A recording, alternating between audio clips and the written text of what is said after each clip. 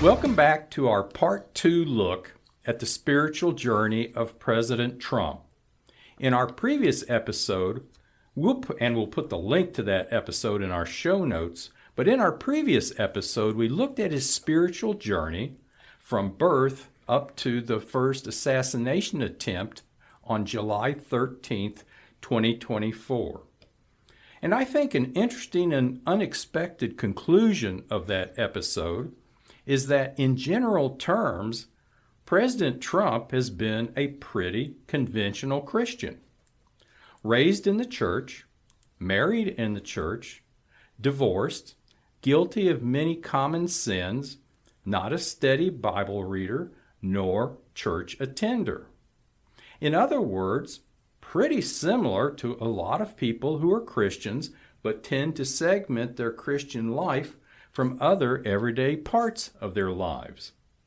Now, of course, a major difference is that his life has been put under a 24/7, 365 microscope, something that many of us probably would not want to have done to our lives. Not too surprisingly, lots of things changed on July 13th, 2024, when an assassin came within a couple of millimeters of killing candidate Trump as he was holding a rally in Butler, Pennsylvania.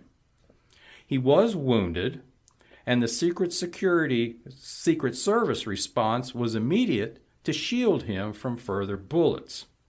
When he got up off the stage, he held his fist high in that iconic photo that we'll never forget, shouting, "Fight, fight, fight." Now, everything at the rally wasn't rosy after that, as a couple of other people were wounded, and unfortunately, Corey Comparatore, who was a firefighter at the rally with his family, was murdered or killed by the round that missed President Trump. President Trump's wound was to his upper earlobe. Once it was bandaged in a hospital, he seemed to be back full-time on the campaign trail as if nothing happened. But over time, and especially after he won the election on November 5th, it started to become apparent that things had changed in him as a result of his near-death experience. And that is what we'll talk about here in this episode. So let's start with the post-assassination attempt time frame.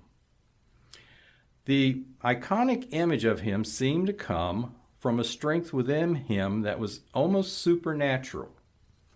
He admitted shortly after the attempt that something had changed within him. Any comments about that, Chaplain Nan?